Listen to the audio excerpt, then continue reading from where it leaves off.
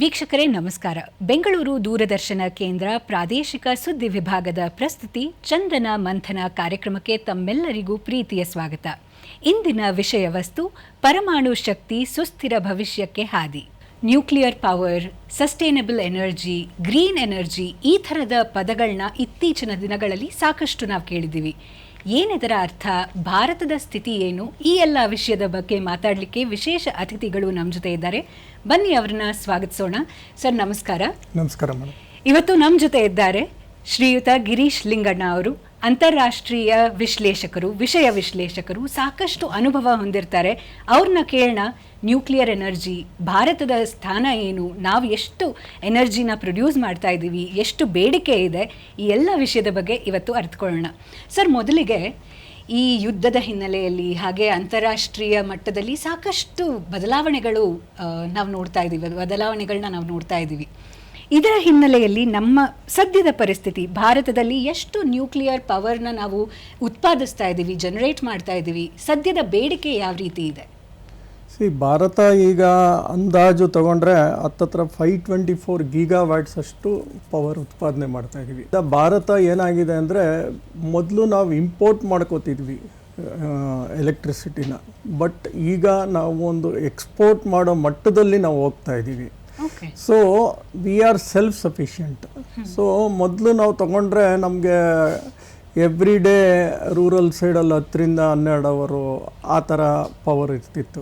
Even city ಸೈಡಲ್ಲಿ may be little more ಇತ್ತು. But today ಇವಾಗ ಕೆಲವು ಯೋಜನೆಗಳು ಕೇಂದ್ರ ಮಾಡಿರುವಂಥ ಕೆಲವು ಯೋಜನೆಗಳಿಂದ ಏನಾಗಿದೆ ಅಂದರೆ, ಈಗ ಆಲ್ಮೋಸ್ಟ್ ವಿ ಆರ್ ಗೆಟಿಂಗ್ ನಿರಂತರ ಜ್ಯೋತಿ, ಅಂದರೆ 22-23 hours per day power supply ಇದ್ದೇ ಇದೆ. ಈವನ್ ದಿ ಮೋಸ್ಟ್ ರೂರಲ್ ಏರಿಯಾನು ನಿಮಗೆ ಪವರ್ ಸಿಗ್ತಾನೆ ಇದೆ, are there is no power loss at all. So we have become self sufficient ಅಂತ ಹೇಳ್ಬೋದು. ಸೆಲ್ಫ್ ಸಫಿಷಿಯೆಂಟ್ ಅಂದರೆ ವಿ ಕ್ಯಾನ್ ಈವನ್ ಎಕ್ಸ್ಪೋರ್ಟ್, ಆ ಒಂದು ಮಟ್ಟದಲ್ಲಿ ನಾವು ಗ್ರೋ ಆಗಿದ್ದೀವಿ. ಇದು ಸಂಪೂರ್ಣವಾಗಿ ಗ್ರೀನ್ ಎನರ್ಜಿನ ಅಥವಾ ಸಸ್ಟೈನಬಲ್ ಎನರ್ಜಿನ? ಇಲ್ಲ ನೋಡಿ, ಫಾಸಲ್ ಫ್ಯೂಯಲ್ ಬಳಕೆ ಇದೆಯಾ ನಮ್ಮಲ್ಲಿ? ಎನರ್ಜಿ 2 ಥರ ಉತ್ಪಾದನೆ ಮಾಡ್ತೀವಿ. ಒಂದು ಫಾಸಿಲ್ ಫ್ಯೂಯಲ್ಸ್, ಇನ್ನೊಂದು ನಾನ್ ಫಾಸಿಲ್ ಫ್ಯೂಯಲ್ಸ್. ಫಾಸಿಲ್ ಫ್ಯೂಯಲ್ಸ್ ಅಂದ್ರೇನು ಅಂದರೆ, ಈ ಒಂದು ಭೂಮಿಯೊಳಗೆ ಈ ಗಿಡ, ಮನುಷ್ಯನ ದೇಹ ಎಲ್ಲ ಅದರಿಂದ ಉತ್ಪಾದನೆ ಆಗುವಂಥ ಫ್ಯೂಯಲ್ಸು ಮಿಲಿಯನ್ಸ್ ಆಫ್ ಇಯರ್ಸಿಂದ ಬರೀ ಆಗಿ ಅದು ಫ್ಯೂಯಲ್ ಆಗಿ ಕನ್ವರ್ಟ್ ಆಗುತ್ತಲ್ಲ, ಈ ನ್ಯಾಚುರಲ್ ಗ್ಯಾಸು ಈ ಥರ ಎಲ್ಲ ಏನಾಗುತ್ತೆ ಭೂಮಿ ಒಳಗಡೆಯಿಂದ ಬರೋದು. These are all called as fossil fuels. ಯಾವಾಗ ನೀವು ಫಾಸಿಲ್ ಫ್ಯೂಯಲ್ಸ್ನ ಯೂಸ್ ಮಾಡಿ ಬರ್ನ್ ಮಾಡ್ತೀರಾ, ಆವಾಗ ಕಾರ್ಬನ್ ಎಮಿಷನ್ ಜಾಸ್ತಿ ಆಗುತ್ತೆ. ಕಾರ್ಬನ್ ಎಮಿಷನ್ ಜಾಸ್ತಿ ಆದಾಗ ಕ್ಲೈಮೇಟ್ ಚೇಂಜ್ ಹಾಗೆ ಆಗುತ್ತೆ. ಸೊ ನೀವು ನೋಡ್ಬೋದು, ಯಾವುದೋ ಕಾಲದಲ್ಲಿ ಮಳೆ ಬರೋದು, ಇದ್ದಕ್ಕಿದ್ದಂಗೆ ಬಿಸಿಲು, ದೀಸ್ ಆರ್ ಆಲ್ ಕ್ಲೈಮೇಟ್ ಮೇಲೆ ಆಗ್ತಾ ಇರೋ ಒತ್ತಡ. ಯಾಕೆ ಅಂದರೆ because of the carbon emission. ಇನ್ನೊಂದು ಬಂದು ನಾನ್ ಫಾಸಿಲ್ ಫ್ಯೂಯಲ್ಸ್ ಅಂದರೆ solar energy, wind energy, tidal energy ಅಂದರೆ ಸಮುದ್ರದಿಂದ ಅಲೆಗಳಿಂದ ಉತ್ಪಾದನೆ ಆಗೋ ಎನರ್ಜಿ, ಮತ್ತು nuclear energy. These are all very clean energy. So ಈ ಕ್ಲೀನ್ ಎನರ್ಜಿ ಈಗ ತಗೊಂಡ್ರೆ ಹತ್ತತ್ರ 53% ಆಗಲೇ ನಾವು ಔಟ್ ಆಫ್ 520 ಗೀಗಾವ್ಯಾಟ್ಸ್ ಹೇಳಿದ್ನಲ್ಲ, ಅದರಲ್ಲಿ 53% ಅಷ್ಟು ಭಾಗ ವಿ ಕ್ಯಾನ್ ಇದರಿಂದ ಉತ್ಪಾದನೆ ಮಾಡುವಂಥ ಕೆಪಾಸಿಟಿಯನ್ನು ಹೊಂದಿದ್ದೀವಿ ನಾವು. ಸೊ 47% ಫಾಸಿಲ್ ಫ್ಯೂಯಲ್ಸ್ ಮೇಲೆ ಉತ್ಪಾದನೆ. ಫಾಸಿಲ್ ಫ್ಯೂಯಲ್ಸ್ ಅಂದರೆ major fossil fuels is thermal power plant ನಾವು ಉತ್ಪಾದನೆ ಮಾಡ್ತಾ ಇರೋದು. Of course V are also using the methane gas, ಅದೆಲ್ಲ ಯೂಸ್ ಮಾಡ್ತಾ ಇದ್ದೀವಿ ಟು ಸಮ್ ಎಕ್ಸ್ಟೆಂಟ್. ಅಂದರೆ ನ್ಯಾಚುರಲ್ ಗ್ಯಾಸಿಂದನೂ ಎಲೆಕ್ಟ್ರಿಸಿಟಿ ಉತ್ಪಾದನೆ ಮಾಡ್ತಾ ಇದ್ದೀವಿ. ದಟ್ ಈಸ್ ಮಿನಿಮಲ್ ಯೂಸ್ ಮಾಡ್ತಾ ಇದ್ದೀವಿ. ಬಟ್ 53% ಇವನ್ ನಿಮಗೆ ಇದು ನೀರು ಅಂದರೆ ನಮ್ಮ ಶರಾವತಿ ಅಂದರೆ ವಾಟರ್ ಸ್ಟೋರೇಜ್ ಪ್ಲಾಂಟಿಂದೆಲ್ಲ ಈ ಉತ್ಪಾದನೆ ಆಗೋದು. These are also called as the green energy. ಇದನ್ನು ಆ ಥರ ಹೇಳ್ಬೋದು. ಇವಾಗ ನ್ಯೂಕ್ಲಿಯರ್ ಪವರ್ ಅಥವಾ ನ್ಯೂಕ್ಲಿಯರ್ ಪವರ್ ಅಂತ ಹೇಳಿದಾಗ ಈಗ ನ್ಯೂಕ್ಲಿಯರ್ ಪವರಿಂದ ನಮಗೆ ನಾವು ಎನರ್ಜಿ ಉತ್ಪಾದನೆ ಮಾಡ್ತಾ ಇರೋದು ಎಷ್ಟಾಗಿದೆ ಅಂದರೆ, ಇಟ್ ಈಸ್ ಅರೌಂಡ್ 2 to 3% ಅಷ್ಟು ಮಾತ್ರ ನಾವು ನ್ಯೂಕ್ಲಿಯರ್ ಎನರ್ಜಿನ ಉತ್ಪಾದನೆ ಮಾಡ್ತಾ ಇದ್ದೀವಿ. ಸೊ ಈಗ ಈಗ ನಾನು ಒಂದು ಸ್ಟ್ಯಾಟಿಸ್ಟಿಕ್ಸ್ ಪ್ರಕಾರ ನಾವು ಈಗ ಕರ್ನಾಟಕದ್ದೇ ತಗೊಂಡ್ರೆ ನಾನು ಹತ್ತತ್ರ ವಿ ಆರ್ ಯೂಸಿಂಗ್ ಅರೌಂಡ್ 28 ಗೀಗಾವ್ಯಾಟ್ಸ್ ಅಷ್ಟು ನಾವು ನ್ಯೂಕ್ಲಿಯರ್ ಪವರ್ ಇಂದ ಯೂಸ್ ಮಾಡ್ತೀವಿ. 28 ಗೀಗಾವ್ಯಾಟ್ಸ್ ಅಷ್ಟು ಪವರ್ ಉತ್ಪಾದನೆ ಮಾಡ್ತಾ ಇದ್ದೀವಿ. Okay. Of course majority we are solar and wind ಎನರ್ಜಿನೂ ತಗೊಂಡ್ರೆ we are almost par with the national census. ಅಂದರೆ more than 50% we are also using the solar and wind energy. But ಈಗ ನ್ಯೂಕ್ಲಿಯರ್ ಪವರ್ ಪ್ಲ್ಯಾಂಟ್ ಅಂತ ತಗೊಂಡ್ರೆ around 290 megawatts ಅಷ್ಟು nuclear power ಒಂದೇ ಇಂದ ಉತ್ಪಾದನೆ ಆಗ್ತಾ ಇದೆ. ಆಮೇಲೆ ಕುಂಡಾನ್ಕುಲಂ ಪವರ್ ಶೇರ್ ಅಂತ ಅದು ತಮಿಳ್ನಾಡು ಇಂದ 442 ಮೆಗಾವ್ಯಾಟ್ಸ್ ಅಷ್ಟು ಪವರ್ ಉತ್ಪಾದನೆ ಮಾಡ್ತಾ ಇದ್ದೀವಿ. ಈ ಎರಡರಿಂದ ತಗೊಂಡ್ರೆ ನಮಗೆ ಅರೌಂಡ್ 8 to 10% ಪವರು ನಮಗೆ ನಾವು ಯೂಸ್ ಮಾಡ್ತಿರೋ ಪವರಲ್ಲಿ 8 to 10% ಈ ಎರಡು ಪ್ಲ್ಯಾಂಟಿಂದನೂ ಬರ್ತಾ ಇದೆ. ಅಂದರೆ ದೇ ವಿಲ್ ನಾಟ್ ಗಿವ್ ಎಲ್ಲ ಪವರು ನಮಗೆ ಕೊಡೋಲ್ಲ, ಸೆಂಟ್ರಲ್ ಗ್ರಿಡ್ ಕೊಟ್ಬಿಡ್ತಾರೆ ಅವರು. ಅಲ್ಲಿಂದ ಒಂದು 10% ಅಷ್ಟು ನಾವು ಪವರ್ನ ನ್ಯೂಕ್ಲಿಯರ್ ಪವರ್ನ ಕನ್ಸ್ಯೂಮ್ ಮಾಡ್ತಾ ಇದ್ದೀವಿ.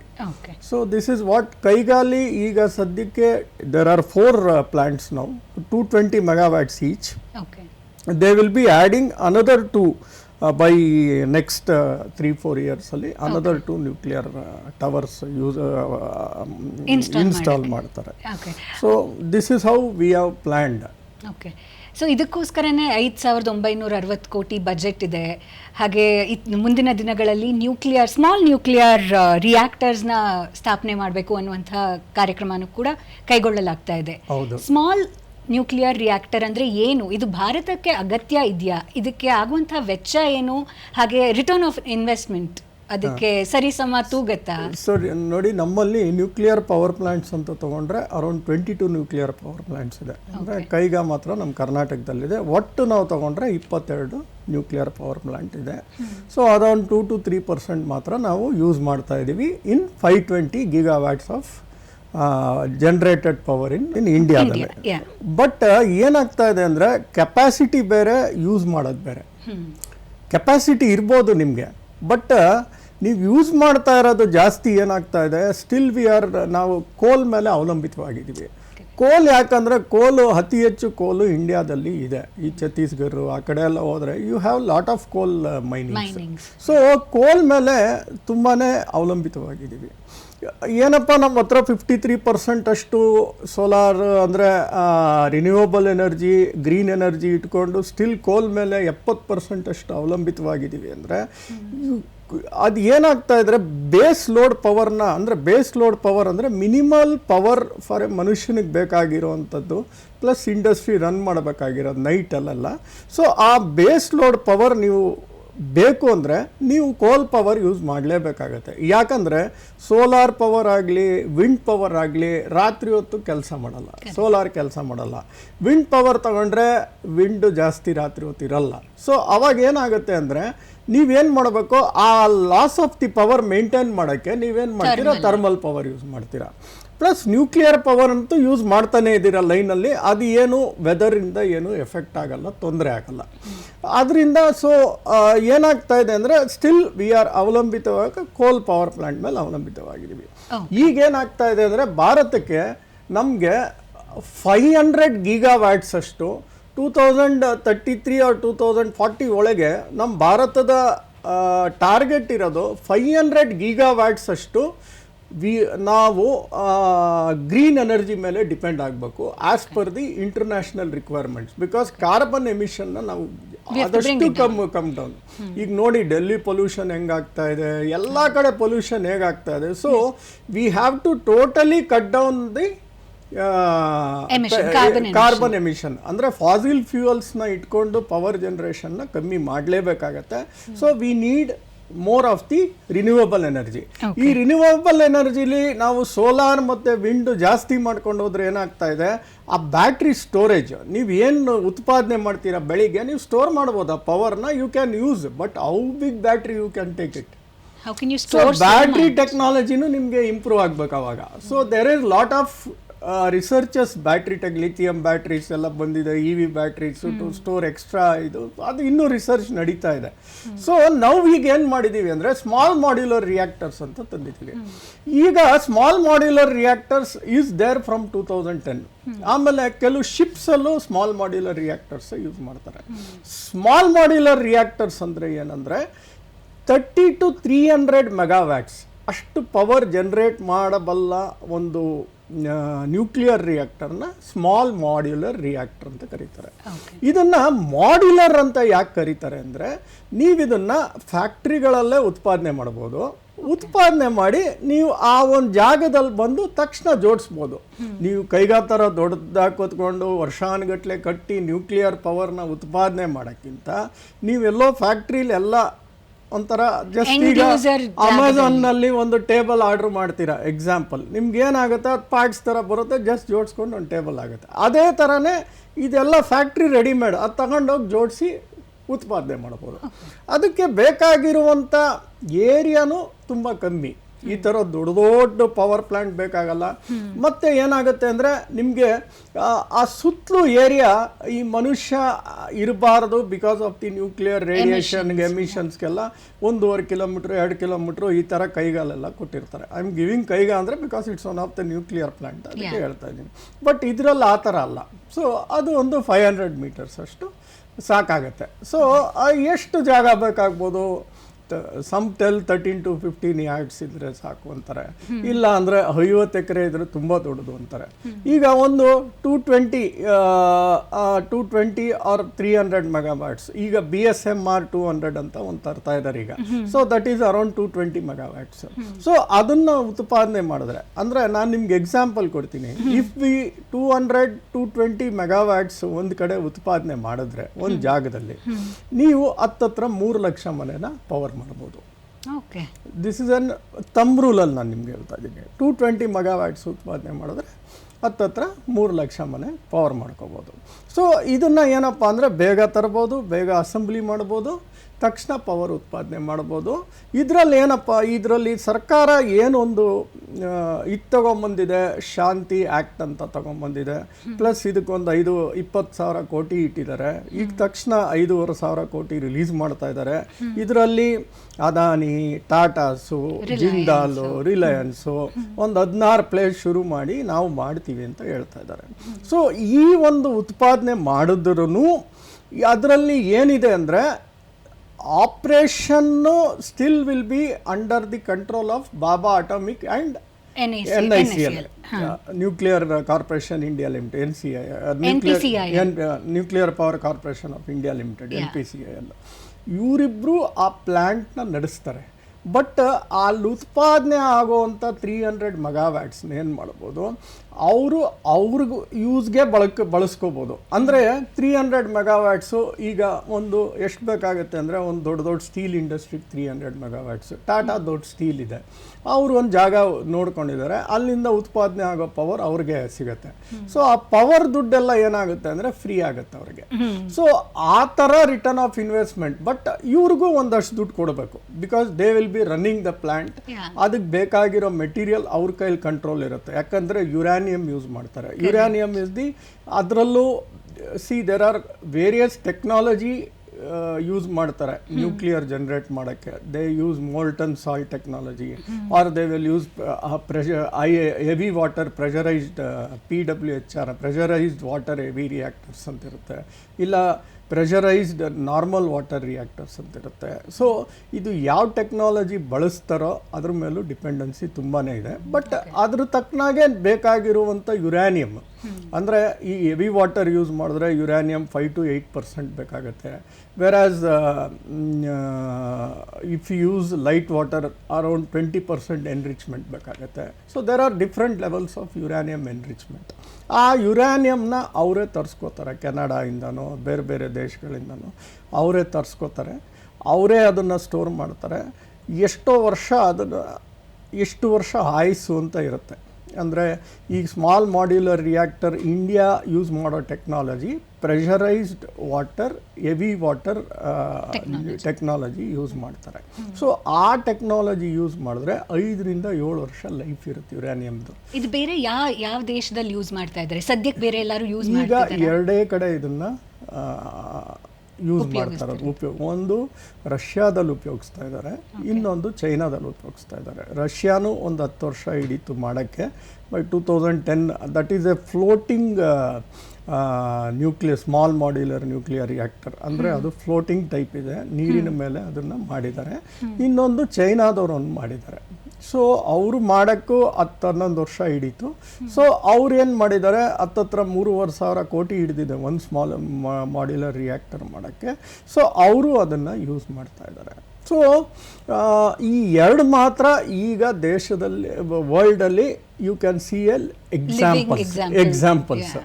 ಬೇರೆ ಕಡೆ ಎಲ್ಲ ಅಮೇರಿಕನ್ಸು ಯುರೋಪಿಯನ್ಸ್ ಎಲ್ಲ ಅತಿ ಹೆಚ್ಚು ಮಾಡ್ತಾ ಇದ್ದಾರೆ. ಈಗ ಯಾಕೆ ಮಾಡೋಕ್ಕೆ ಶುರು ಮಾಡಿದ್ರು ಅಂದರೆ, ಆಫ್ಟರ್ ದಿಸ್ ಯುಕ್ರೇನ್ ವಾರ್ ಆಗಿ ಈ ಇರಾನ್ ವಾರ್ ಸ್ಟಾರ್ಟ್ ಆಯ್ತಲ್ಲ, ಎಲ್ಲರೂ ಫೋಕಸ್ ಇದ್ರ ಕಡೆ ಹೋಯ್ತು, ಸೆಲ್ಫ್ ಸಫಿಷಿಯೆಂಟ್ ಆಗ್ಬೇಕಂತ ಹೋಯ್ತು. ಈ ಸ್ಮಾಲ್ ಮಾಡ್ಯುಲರ್ ರಿಯಾಕ್ಟರ್ ಇದೇ ಮೊದಲನೇ ಸಲ ಇಲ್ಲ, ಈವನ್ ಶಿಪ್ಪಲ್ಲೂ ಯೂಸ್ ಮಾಡ್ತಾರೆ. ಅಂದರೆ ಶಿಪ್ಪು, ಸಬ್ಮೆರಿನ್ಸು ಇದರಲ್ಲೆಲ್ಲ ಯೂಸ್ ಮಾಡೋ ಪ್ರಿನ್ಸಿಪಲ್ಸ್ ಸೇಮೇ, ಸ್ಮಾಲ್ ಮಾಡ್ಯುಲರ್ ರಿಯಾಕ್ಟರ್. ಬಟ್ ಅದರಲ್ಲಿ ಇನ್ವೆಸ್ಟ್ಮೆಂಟ್ ಎಷ್ಟು, ವೆಚ್ಚ ಎಷ್ಟಾಗ್ತಾ ಇದೆ, ಏನು ಬರ್ತಾ ಇದೆ ಆಚೆ ಕಡೆ, ಅದು ಎಲ್ಲೂ ಕ್ಲಾಸಿಫೈಡ್ ಇನ್ಫಾರ್ಮೇಷನ್ಸ್. ಬಿಕಾಸ್ ನೇವಿಯವರು ಯಾವ ಡಿಫೆನ್ಸ್ ಸೆಕ್ಟರ್ಸು ಅದನ್ನು ಶೇರ್ ಮಾಡಲ್ಲ. Because that cannot be taken as A return on investment, because it's for security purpose. So ಈಗ ಎಷ್ಟು ರಿಟರ್ನ್ ಆನ್ ಇನ್ವೆಸ್ಟ್ಮೆಂಟ್ ಬರ್ತಾ ಇದೆ, ಇದನ್ನೆಲ್ಲ ಖರ್ಚು ಮಾಡಿ ಅದು ಎಷ್ಟು ಬೇಗ ನಮ್ಮ ಎಲೆಕ್ಟ್ರಿಸಿಟಿ ಮೂಲಕ ರಿಟರ್ನ್ ಆನ್ ಇನ್ವೆಸ್ಟ್ಮೆಂಟ್ ಬರುತ್ತೆ, ಯಾರಿಗೂ ಅಂತ ಐಡಿಯಾ ಇಲ್ಲ. ಪ್ಲಸ್ ಇನ್ನೊಂದು ಏನಂದರೆ, ಯಾವ ಡಿಸೈನ್ ಯೂಸ್ ಮಾಡ್ತಾರೆ, ಕೆಲವು ಪ್ರಕಾರ ನೀವು ದೊಡ್ಡದಕ್ಕೆ ಏನು ಖರ್ಚು ಮಾಡ್ತೀರೋ, ನೀವು ಸಣ್ಣದು ಮಾಡಿದ ತಕ್ಷಣ ಖರ್ಚು ವೆಚ್ಚ ಅಷ್ಟೇ ಕಮ್ಮಿ ಆಗುತ್ತೆ ಅಂತ ಹೇಳೋಕ್ಕಾಗಲ್ಲ. Because the technical staff required, the statutory things required, ಯಾವುದೂ ಚೇಂಜ್ ಆಗಲ್ಲ. ಕ್ಯಾಪಿಟಲ್ ಎಕ್ಸ್ಪೆಂಡಿಚರ್ ಕಮ್ಮಿ ಆಗ್ಬೋದು, ಬಟ್ ಅದರ್ ಇಂಟ್ಯಾಂಜಿಬಲ್ ಎಕ್ಸ್ಪೆಂಡಿಚರ್ ಇರುತ್ತಲ್ಲ, ಮನುಷ್ಯ, ಅದಕ್ಕೆ ಬೇಕಾಗಿರೋ ಸ್ಟ್ಯಾಟ್ಯುಟರಿ, ಅದಕ್ಕೆ ಬೇಕಾಗಿರೋ ವೇಸ್ಟ್ ಡಿಸ್ಪೋಸಲ್ಲು, ಅದಕ್ಕೆ ಬೇಕಾಗಿರೋ ಪ್ರೊಟೆಕ್ಷನ್ ಕವರೇಜು, ಅವೆಲ್ಲ ತಗೊಂಡ್ರೆ ಏನಾಗ್ತಾ ಇದೆ ಅಂದರೆ, that will not go down because you reduce the size of the nuclear infrastructure. So ಅದನ್ನು ಕೆಲವು ವಾದ ವಿವಾದಗಳು ನಡೀತಾ ಇದೆ.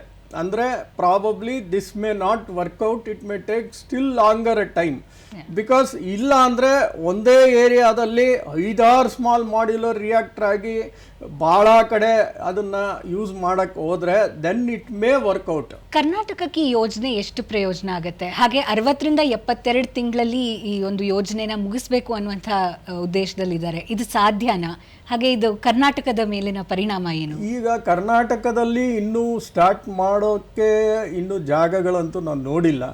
ಪ್ಲಸ್ ಏನಾಗ್ತಾ ಇದೆ ಅಂದರೆ, the requirement of the power also will increase as ಈಗೆಲ್ಲ ಎ ಯುಗ ಅಂದರೆ GPU, ಆಮೇಲೆ ಡೇಟಾ ಸ್ಟೋರೇಜ್ ಪ್ಲ್ಯಾಂಟು. ಈಗ 1 ಗಿಗಾವ್ಯಾಟ್ ಇದೆ, 2033 ಅಷ್ಟರಲ್ಲಿ 13 ಗಿಗಾವ್ಯಾಟ್ಸ್ ಬೇಕಾಗುತ್ತೆ ಅಂತ ಹೇಳ್ತಾರೆ. ನಮ್ಮ ಕರ್ನಾಟಕದಲ್ಲಿ ಉತ್ಪಾದನೆ ಆಗ್ತಾ ಇರೋದು 28 ಗಿಗಾವ್ಯಾಟ್ಸ್. ಸೊ ಇಷ್ಟೊಂದು ಜನ್ರೇಷನ್ ಇನ್ಕ್ರೀಸ್ ಆಗುತ್ತೆ because of the AI data centres ಅಂತ. Of course there are many researchers ಆರ್ಬಿಟಲಲ್ಲಿ ಡೇಟಾ ಸೆಂಟರ್ ಮಾಡಬೇಕು, ಅದೆಲ್ಲ ಬಿಡಿ. But even if you want to develop a data centres, if Karnataka wants hub ಆಗಬೇಕು ಡೇಟಾ ಸೆಂಟರ್ಗೆ ಅಂದರೆ ಅಷ್ಟೇ ಪವರ್ ಬೇಕು, ಅದನ್ನು ಕೂಲ್ ಮಾಡಬೇಕಾದ್ರೆ ಅಷ್ಟೇ ನೀರು ಬೇಕು, ಎಲ್ಲನೂ ಬೇಕು. ಸೊ ಆ ಥರ ಇನ್ಕ್ರೀಸ್ ರಿಕ್ವೈರ್ಮೆಂಟ್ ಆದಾಗ ಡೇಟಾ ಸೆಂಟರ್ಸ್ಗೆ, ಆವಾಗ ನಾವು ಅತಿ ಹೆಚ್ಚು ಉತ್ಪಾದನೆ ಮಾಡಬೇಕಾಗುತ್ತೆ. Plus small modular reactor is the future of the country ಅಂತ ಹೇಳ್ತಾ ಇದ್ದಾರೆ, ಕಂಟ್ರಿ. ಬಟ್ ನನ್ ನೋಸ್ ಸ್ಮಾಲ್ ಮಾಡ್ಯುಲರ್ ರಿಯಾಕ್ಟ್ರು ನಾವು ಇನ್ನೂ 6-7 ವರ್ಷದಲ್ಲಿ ಮಾಡಬೇಕು ಅಂದ್ಕೊಂಡಿದ್ದೀವಿ. ಅಷ್ಟರಲ್ಲಿ ಈ ಬ್ಯಾಟ್ರಿ ಟೆಕ್ನಾಲಜಿ ಉತ್ಪಾದನೆಯಾಗಿ ಈ ಸೋಲಾರು, ವಿಂಡ್ ಎನರ್ಜಿ ಜಾಸ್ತಿ ಸ್ಟೋರ್ ಮಾಡೋಕ್ಕೆ ಇದರಲ್ಲೇ ಈಸಿ ಆಗುತ್ತಾ, ಇಲ್ಲ ಸ್ಟಿಲ್ ವಿ ರಿಕ್ವೈರ್ ನ್ಯೂಕ್ಲಿಯರ್ ಎನರ್ಜಿನ? There are many ifs and buts. But it is one of the future ಅಂತ ನಾವು It is also a hope. It's a hope ಅನ್ಕೊಂಡು ನಾವು ಶುರು ಮಾಡಿದ್ದೀವಿ. But it is limited to 300 megawatts ಅಷ್ಟೇ. ಈಗ ಒಂದೇ ಒಂದು ನ್ಯೂಕ್ಲಿಯರ್ ರಿಯಾಕ್ಟರ್ ತಗೊಂಡ್ರೆ ಕಾರವಾರದಲ್ಲಿ, ಮೀನ್ಸ್ ಕೈಗಾದಲ್ಲಿ, that is called as the modular ಅಂತ ಅಲ್ಲ, it is called a small reactor because it is 220 megawatts. Anything which between 30 to 300 megawatts is called as the small reactors.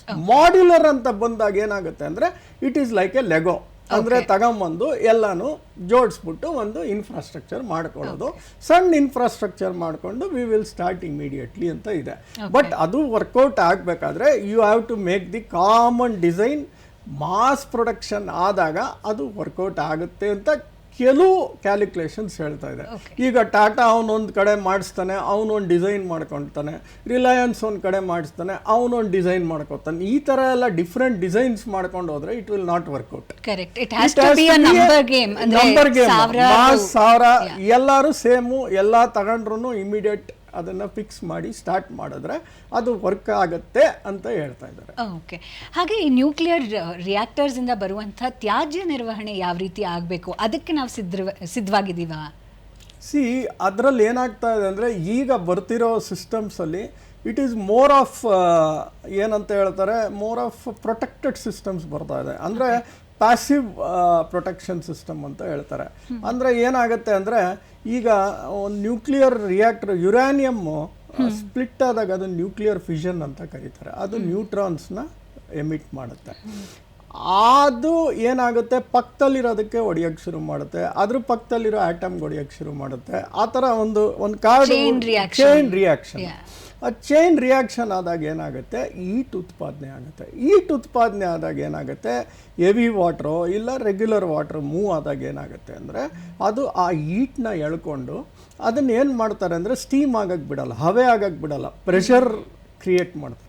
ಆ ಪ್ರೆಷರ್ ಕುಕ್ಕರಲ್ಲಿ ನೀವು steam ಆಗಲ್ಲ, ತಕ್ಷಣ ಪ್ರೆಷರ್ ಕ್ರಿಯೇಟ್ ಆಗುತ್ತೆ. ಆ pressure create ಆದಾಗ ನಿಮ್ಗೆ ಅನ್ನ ಎಲ್ಲ ಬೆಂದೋಗುತ್ತೆ. ಅದು ಸ್ಟೀಮ್ ಆಗಿ ಎಲ್ಲ ಹೋಗ್ತಾ ಇದ್ರೆ ಎಲ್ಲಿ ಬೆಂದೋಗುತ್ತೆ. ಸೊ ಅದು ಸೆಕೆಂಡ್ರಿ ಇದಕ್ಕೆ ಹೋಗುತ್ತೆ. ಸೆಕೆಂಡ್ರಿ ಹೋದಾಗ ಅಲ್ಲಿ ನೀರು ಚಲಾವಣೆ ಆಗ್ತಾ ಇರುತ್ತೆ. ಆ ನೀರು ಎಳ್ಕೊಳ್ಳುತ್ತೆ ಈಟ್. ಆ ಈಟ್ನ ಎಳ್ಕೊಂಡಾಗ ಆ ನೀರೇನಾಗುತ್ತೆ, ಹವೆ ಆಗುತ್ತೆ. ಆ ಹವೆ ಟರ್ಬೈನ್ಸ್ನ ಸುತ್ತಿ ಕರೆಂಟ್ ಜನರೇಟ್ ಆಗುತ್ತೆ. ಸೊ ಆ ಹವೆ ಮತ್ತೆ ನೀರಾಗಿ ಮತ್ತೆ ವಾಪಸ್ಸಾಗಿ ರೀಸರ್ಕ್ಯುಲೇಟ್ ಆಗುತ್ತೆ. ಕೆಲವು ಕಡೆ ಏನಾಗುತ್ತೆ, ಫಸ್ಟ್ ಈಟ್ ಜನರೇಟ್ ಆಗುತ್ತಲ್ಲ, ಅದು ಈ ಚೆರ್ನೋಬಿಲಲ್ಲಾಯಿತು ಮತ್ತು ಈ ಸುನಾಮಿ ಬಂದಾಗ ರಷ್ಯಾದಲ್ಲಾಯಿತು. ಅದೆಲ್ಲ ಏನಾಯಿತು ಅಂದರೆ ಇದ್ದಕ್ಕಿದ್ದಂಗೆ ಈಟ್ ಜನರೇಟ್ ಆಯಿತು, ಪ್ರೆಷರ್ ಕ್ರಿಯೇಟ್ ಆಯಿತು, ಅದು ಕೂಲಿಂಗ್ ಆಗಲಿಲ್ಲ, ಸಡನ್ನಾಗಿ ಬ್ಲಾಸ್ಟ್ ಆಗೋಯ್ತು. ಆ ಬ್ಲಾಸ್ಟ್ ಆದಾಗ ಏನಾಯಿತು, ಅದರಲ್ಲಿ ಆ ನ್ಯೂಕ್ಲಿಯರ್ ಒಂದು ಕೋರ್ ಇದಿರುತ್ತೆ, ಅದರೊಳಗೆ ಇದು ತುಂಬಿರ್ತಾರೇನು, ಯುರೇನಿಯಂ ಪೆಲೆಟ್ಸ್ ಅಂತ ಕರೀತಾರೆ. ಬಾಲ್ ಸೈಜ್ ಪೆಲೆಟ್ಸ್ಗಳೆಲ್ಲ ತುಂಬಿರ್ತಾರೆ. 1000 ಪೆಲೆಟ್, 2000 ಪೆಲೆಟ್ ಆ ಥರ ತುಂಬಿರ್ತಾರೆ. ಅದು ಎಕ್ಸ್ಪೋಸ್ ಆದಾಗ ಏನಾಗುತ್ತೆ, ರೇಡಿಯೋ ಆಕ್ಟಿವ್ ವೇವ್ಸ್ ಎಲ್ಲ ಆಚೆ ಕಡೆ ಹೋಗ್ತದೆ. ಇದು ಎಷ್ಟು ಸುರಕ್ಷಿತ ಸರ್? ಹೇಳಿದ್ರೆ ಒಂದು ಸ್ವಲ್ಪ ಭಯನೇ ಆಗುತ್ತೆ. ಇಲ್ಲ, ಈಗೇನಾಗುತ್ತೆ ಅಂದರೆ ಈ ಪ್ಯಾಸಿವ್ ಸಿಸ್ಟಮ್ ಅಲ್ಲಿ ಏನಾಗುತ್ತೆ ಅಂದರೆ ಆಟೋಮೆಟಿಕ್ ಕೂಲಿಂಗ್ ಆಗುತ್ತೆ. ಆ ಥರ ಎಕ್ಸ್ಪ್ಲೋಡ್ ಆಗ್ಬೇಕಾದ್ರೆ ಆಟೋಮೆಟಿಕ್ ಕೂಲಿಂಗ್ ಆಗೋದು. ಇಲ್ಲ ಗ್ರಾವಿಟಿ ಮೆಥಡ್ ಅಂತ ಹೇಳ್ತಾರೆ. ಕೆಲವು ಪ್ರಾಡಕ್ಟ್ನ ಒಳಗಡೆ ಗ್ರಾವಿಟಿಲಿ ಬಿದ್ದಿದ ತಕ್ಷಣ ಏನಾಗುತ್ತೆ, ಈಟ್ನ ಎಳ್ಕೊಂಡು ಕಮ್ಮಿ ಮಾಡುತ್ತೆ. ಸೊ ಭಾಳ ಟೆಕ್ನಾಲಜೀಸ್ ಭಾಳ ಮುಂದುವರೆದಿದೆ. ಸೊ ಹಿಂದೆ ಇದ್ದಿದ್ದಂಥ ಟೆಕ್ನಾಲಜಿನೇ ಬೇರೆ, ಈಗ ಮುಂದೆ ಹೋಗ್ತಾ ಇರೋವಂಥ ಟೆಕ್ನಾಲಜಿ, ನ್ಯೂಕ್ಲಿಯರ್ ಪ್ರೊಟೆಕ್ಷನ್ ಟೆಕ್ನಾಲಜಿ ಬೇರೆ ಥರ ಇದೆ. ಸೊ ಈ ಥರ ಯೂಸ್ ಮಾಡ್ತಾರೆ. ಆದರೂ ಒಂದು 5 ವರ್ಷ 6 ವರ್ಷ ಆದಮೇಲೆ ಆ ಯುರೇನಿಯಂ ಡಿಪ್ಲೀಟ್ ಆಗುತ್ತಲ್ಲ, ಅಂದರೆ ಅದರಲ್ಲಿ ಏನು ಎನರ್ಜಿ ಉಳಿದಿರಲ್ಲ. ಅವಾಗ ಏನು ಮಾಡ್ತಾರೆ, ಅದನ್ನು ತಗೊಂಡು ಮತ್ತೆ ಅಲ್ಲೇ ಕೂಲ್ ಮಾಡ್ತಾರೆ. ಬಿಕಾಸ್ ತುಂಬ ಹೀಟ್ ಇರುತ್ತದು, ಅದು ಕೂಲ್ ಮಾಡ್ತಾರೆ ಫಸ್ಟು. ಆ ಕೂಲ್ ಮಾಡಿದಾಗ ಅಲ್ಲೇ ಅರ್ಧದ ರೇಡಿಯೋ ಆಕ್ಟಿವ್ಸ್ ಎಲ್ಲ ಹೊಟ್ಟೋಗ್ಬಿಟ್ಟಿರುತ್ತೆ. ಆಮೇಲೆ ಅದನ್ನು ಕ್ಯಾಸ್ಕೆಟಲ್ಲಿ ಹಾಕ್ತಾರೆ. ಒಂದು ಕ್ಯಾಸ್ಕೆಟಲ್ಲಿ ಹಾಕಿ ಅಂಡರ್ಗ್ರೌಂಡ್ ರಾಕಿ ಲೇಯರ್ ಒಳಗೆ ಒಂದು ಕ್ಯಾಸ್ಕೆಟಲ್ಲಿ ಹಾಕಿ ಅದನ್ನು ಬಿಟ್ಟು ಅದನ್ನು ಕ್ಲೋಸ್ ಮಾಡ್ತಾರೆ. ಯೂಶಲಿ ಅದು ಎಲ್ಲಿ ಇನ್ಫ್ರಾಸ್ಟ್ರಕ್ಚರ್ ಇರುತ್ತೋ ಅಲ್ಲೇ ಮಾಡ್ತಾ ಇರ್ತಾರೆ. ಸೊ ಅವಾಗ ಏನಾಗುತ್ತೆ, radio active waves, radio active gamma race ಆಚೆ ಬರೋದೆಲ್ಲ ಕಮ್ಮಿ ಆಗಿ ಜನಕ್ಕೆ ಯಾವುದೇ ವಿಧವಾದ ಆಗದೆ ಇರೋಂಗೆ ಪ್ರೊಟೆಕ್ಷನ್, ಹಾನಿ ಆಗದೆ ಇರೋಂಗೆ ಪ್ರೊಟೆಕ್ಷನ್ ಇರುತ್ತೆ. But all this will is taking ಅಂದರೆ ಆಗ್ತಾ ಇದೆ ಇದು. ಇಟ್ ಈಸ್ ನಾಟ್ ಲೈಕ್ ನಾವು ಹಳೇ ನ್ಯೂಕ್ಲಿಯರ್ ಪ್ಲ್ಯಾಂಟ್ಗಳನ್ನೆಲ್ಲ ತಿಳ್ಕೊಂಡು ಆ ಥರ ಯೋಚನೆ ಮಾಡಬಾರ್ದು. Because lot of technology changes R happening that. But ನೀವು ರಿಟರ್ನ್ ಆನ್ ಇನ್ವೆಸ್ಟ್ಮೆಂಟು ಅದು ಇದು ಕೇಳೋಕೆ ಹೋದರೆ it is two premature stage even discuss about discuss about it. Okay. So we should only understand that small modular reactor ಅಂದರೆ 30ರಿಂದ 300 megawatt. ಮೈನೇಚರ್ very small ಅಂದರೆ single digit ಒಳಗಡೆ 30 ಒಳಗಡೆ. ಯಾರ್ಯಾರಿಗೆ ಯೂಸ್ ಆಗ್ಬೋದು ಅಂದ್ರೆ ಈಗ ಕಾಮನ್ ನನಗೂ ಯೂಸ್ ಆಗುತ್ತೆ. ಒಂದು ಏರಿಯಾ ಕೋರಮಂಗ್ಲಕ್ಕೆ ಒಂದು ಬೇಕಪ್ಪ ಸ್ಮಾಲ್ ಮಾಡ್ಯುಲರ್ ರಿಯಾಕ್ಟರ್ ಎಕ್ಸಾಂಪಲ್, ಅದಕ್ಕೊಂದು ಸ್ಮಾಲ್ ಮಾಡ್ಯುಲರ್ ರಿಯಾಕ್ಟರ್ ಆಗಿ ಕೋರಮಂಗ್ಲಕ್ಕೆ full nuclear reactor 24 hours green energy ಕೊಡ್ತೀವಿ. ಇಲ್ಲ ಅಂದರೆ ನಾನೊಂದು ದೊಡ್ಡ ಜಿಂದಾಲ್ ಅಂತ ಸ್ಟೀಲ್ ಪ್ಲಾಂಟ್ ಯೂಸ್ ಮಾಡ್ತೀನಿ. ಅದಕ್ಕೇನು ಬೇಕು, ಅದಕ್ಕೆ ಒಂದು BTPS ಫುಲ್ ಇದನ್ನೇ ಓಡಿಸ್ಬೇಕು ನೀವು, ಪವರ್ ಜನ್ರೇಷನ್. ಇಲ್ಲ ಈಗ ಬಳ್ಳಾರಿಲಿ ಅವ್ರದ್ದೇ ಆದ ಪವರ್ ಸ್ಟೇಷನ್ ಓಡಿಸ್ತಾ ಇದ್ದಾರೆ, ಥರ್ಮಲ್ ಪವರು ಕೋಲ್ ಇಟ್ಕೊಂಡು ಅದು ಎಷ್ಟು ಎಮಿಟ್ ಆಗ್ತಾ ಇದೆ ಕಾರ್ಬನ್. ಸೊ ಅಲ್ಲಿ ಒಂದು ಅವ್ರು ಸ್ಮಾಲ್ ಮಾಡ್ಯುಲರ್ ರಿಯಾಕ್ಟರ್ ಹಾಕೊಂಡ್ರೆ ಆ ಸ್ಟೀಲ್ ಪ್ಲಾಂಟ್ಗೆ ಅವರೇ ಯೂಸ್ ಮಾಡ್ಕೋಬೋದು. ಇಲ್ಲ ಅಂದರೆ ಯಾವುದೋ ಆಯಿಲ್ ಫ್ಯಾಕ್ಟ್ರಿನೋ ಇಲ್ಲ ಡಿಸ್ಯಾಲಿನೇಷನ್, ಅಂದರೆ ಡಿಸ್ಯಾಲಿನೇಷನ್ ಇಲ್ಲಿ ನಮ್ಮಲ್ಲಿಲ್ಲ. ಈಗ ಇರಾನ್ ಅವ್ರಿಗೆ ಹೊಡೆದ್ರು ಡಿಸ್ಯಾಲಿನೇಷನ್ ಪ್ಲಾಂಟು, ಕುವೈಟಲ್ಲಿ ಡಿಸ್ಯಾಲಿನೇಷನ್ ಪ್ಲಾಂಟ್ ಹೊಡೆದ್ರು.